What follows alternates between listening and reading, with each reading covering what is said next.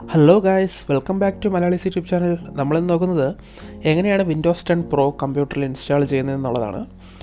വീഡിയോയ്ക്ക് കുറച്ച് ഗ്രെയിൻസ് കാണും, കാരണം അത് നൈറ്റിൽ ഷൂട്ട് ചെയ്ത വീഡിയോ ആയിരുന്നു. അപ്പോൾ അത് നമുക്ക് നോക്കി നോക്കാം. Let's get started.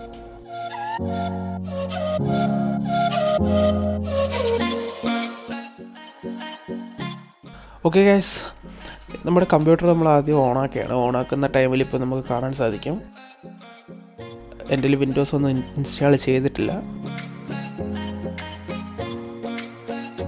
അപ്പോൾ ഇങ്ങനെ എഴുതി കാണിക്കും, reboot and select proper boot device എന്ന് പറഞ്ഞിട്ട് എഴുതി കാണിക്കും. അപ്പോൾ നമ്മൾ കൺട്രോൾ ആൾട്ട് ഡിലീറ്റ് എന്ന് പറയുന്ന ബട്ടൺ ഒരുമിച്ച് പ്രസ് ചെയ്യുക. അപ്പോൾ റീസ്റ്റാർട്ട് ആവും കമ്പ്യൂട്ടർ.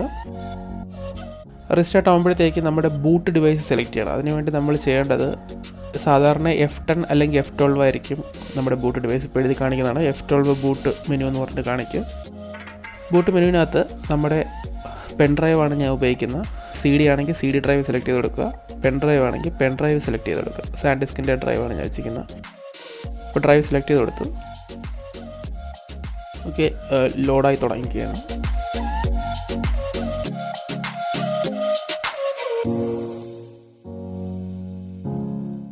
ഞാനൊന്ന് എൻ്റെ എക്സ്പോഷർ കറക്റ്റ് ചെയ്തോട്ടെ ഒരു നിമിഷം.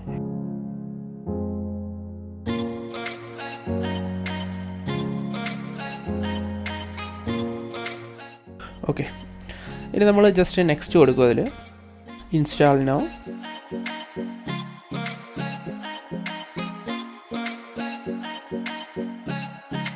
ഇതിൽ നമുക്ക് പ്രോഡക്റ്റ് കീ നമ്മളെ കയ്യിലില്ലാത്തതുകൊണ്ട് തന്നെ I don't have product key എന്ന് പറയുന്ന ഓപ്ഷൻ കൊടുക്കുക. ഇപ്പോൾ നിങ്ങളിൽ പ്രോഡക്റ്റ് കീ ഉണ്ട് എങ്കിൽ നിങ്ങൾക്ക് പ്രോഡക്റ്റ് കീ വെച്ച് ചെയ്യാൻ പറ്റും. നമുക്കിതിനകത്ത് നമുക്ക് ആവശ്യം വിൻഡോസ് പ്രോ ആണ് എടുക്കുന്നത്. 10 പ്രോ സെലക്ട് ചെയ്തിട്ട് നെക്സ്റ്റ് കൊടുക്കുക. അല്ല, I accept the licence terms എന്ന് പറയുന്ന ഓപ്ഷൻ കൊടുക്കുക. നെക്സ്റ്റ് കൊടുക്കുക. ഇതിൽ രണ്ടെണ്ണം ഉണ്ട്, upgrade, install, window and custom ഉണ്ട്. നമ്മൾ കസ്റ്റമാണ് സെലക്ട് ചെയ്തത്.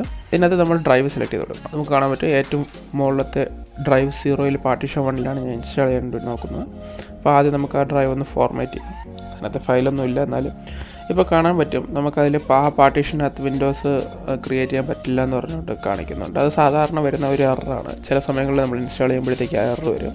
അപ്പോൾ ആ എറർ മാറ്റാൻ വേണ്ടി നമ്മൾ ചെയ്യേണ്ടത്, കാരണം നമുക്ക് പ്ലെയിൻ ആയിട്ടുള്ള പാർട്ടീഷനിൽ പറ്റത്തില്ല, അതിന് വേറെയും കുറച്ച് സാധനങ്ങൾ ആവശ്യമുണ്ട്.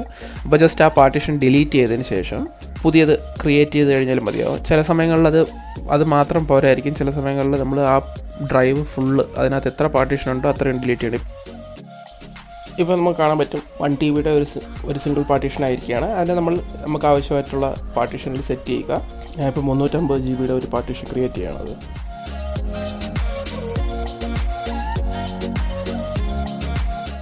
അപ്ലൈ കൊടുക്കുക.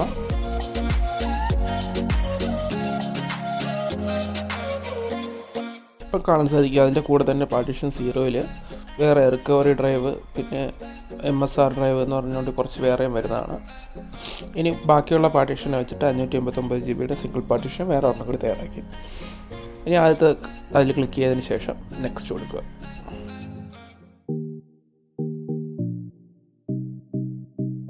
ഓക്കെ, നമ്മുടെ ഇൻസ്റ്റലേഷൻ സ്റ്റാർട്ട് ചെയ്തിരിക്കുകയാണ്. ഇനി നമുക്കൊന്ന് ഫാസ്റ്റ് ഫോർവേഡ് ചെയ്യാം. കംപ്ലീറ്റ് ആയതിനു ശേഷം കാണാം.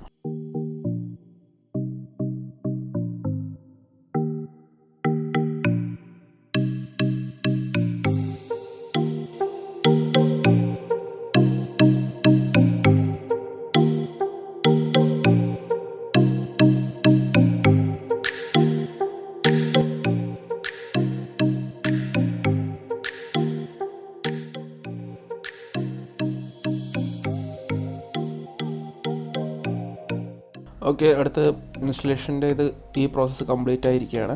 തന്നെ അത് റീസ്റ്റാർട്ട് ആവും. ചില സമയങ്ങളിൽ തിരിച്ച് പെൻഡ്രൈവിനകത്തോട്ട് തന്നെ ബൂട്ട് ചെയ്ത് പോകുന്നത് കണ്ടിട്ടുണ്ട്. അത് ബൂട്ട് ഡിവൈസ് പെൻഡ്രൈവാണ് സെലക്ട് ചെയ്തിരിക്കുന്നതെങ്കിൽ ചില സമയത്ത് ഓട്ടോമാറ്റിക്കലി തിരിച്ച് പെൻഡ്രൈവിനകത്തോട്ട് തന്നെ ബൂട്ടായി പോകും.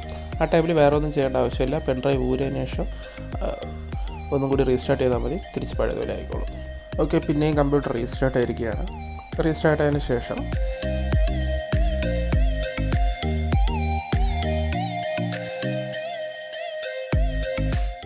കൊർട്ടാന കുറച്ച് കാര്യങ്ങളൊക്കെ പറയും.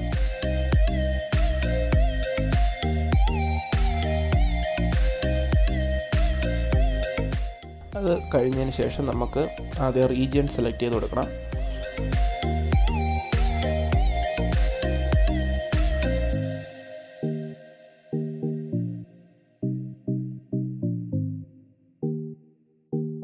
റീജിയൻ ഇന്ത്യ സെലക്ട് ചെയ്തതിന് ശേഷം എസ് കൊടുക്കുക.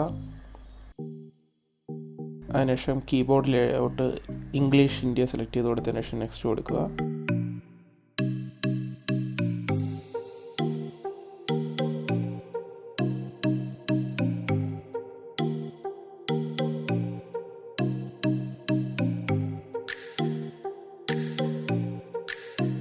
ഇതിൽ നമ്മൾ സ്കിപ്പ് ഫോർ നൗ എന്ന് പറയുന്ന ഓപ്ഷൻ കൊടുക്കുക. അതിനുശേഷം പേഴ്സണൽ യൂസേജ്,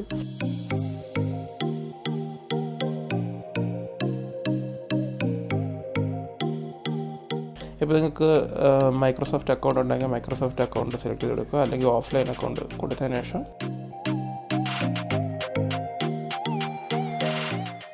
ലിമിറ്റഡ് എക്സ്പീരിയൻസ് കൊടുക്കുക. കാരണം പിന്നെ നമ്മൾ അതിൽ ഡൗൺലോഡ് ചെയ്യുന്ന ഫോട്ടോസ് എല്ലാം വൺ ഡ്രൈവിനകത്തോട്ട് സേവ് ആവും, അതുകൊണ്ട് നമുക്കത് സ്കിപ്പ് ചെയ്യാം. അതിനുശേഷം നമ്മുടെ യൂസർ നെയിം കൊടുത്തതിന് ശേഷം നെക്സ്റ്റ് കൊടുക്കുക.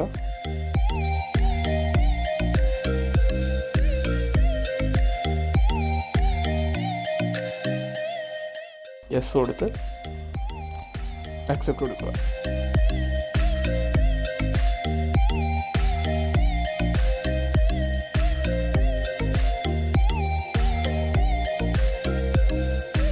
അതൊരു അല്പസമയം ഇങ്ങനെ നീണ്ടു നിൽക്കും. അതിനുശേഷം ഇത് കംപ്ലീറ്റ് ആവുന്നതാണ്.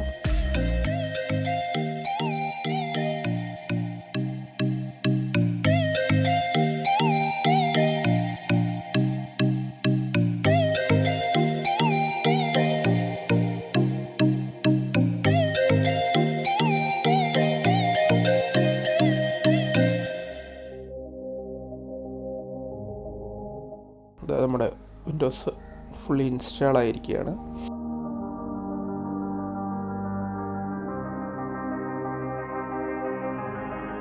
ഇനി ഇതിൽ പ്രധാനപ്പെട്ട മറ്റൊരു കാര്യം എന്ന് വെച്ച് കഴിഞ്ഞാൽ, ഇൻസ്റ്റാൾ ആയി കഴിയുമ്പോഴത്തേക്ക് നമുക്ക് കാണാൻ പറ്റും ഡെസ്ക്ടോപ്പിൽ റീസൈക്കിൾ ബിന്നും മൈക്രോസോഫ്റ്റ് എഡ്ജ് മാത്രമേ ഉള്ളൂ. അപ്പോൾ നമുക്ക് അതിനെന്ത് ചെയ്യണമെന്ന് വെച്ച് കഴിഞ്ഞാൽ റൈറ്റ് ക്ലിക്ക് ചെയ്ത് പ്രോപ്പർട്ടീസ് എടുത്തതിന് ശേഷം റൈറ്റ് ക്ലിക്ക് ചെയ്ത് പേഴ്സണലൈസ് എന്ന് പറയുന്ന ഓപ്ഷൻ സെലക്ട് ചെയ്തതിന് ശേഷം അതിനകത്ത് തീംസ് കാണും. തീംസിൽ താഴോട്ട് വരുമ്പോഴത്തേക്ക് ഡെസ്ക്ടോപ്പ് ഐക്കൺ സെറ്റിങ്സ് എന്നുള്ള ഓപ്ഷൻ അത് സെലക്ട് ചെയ്യുക.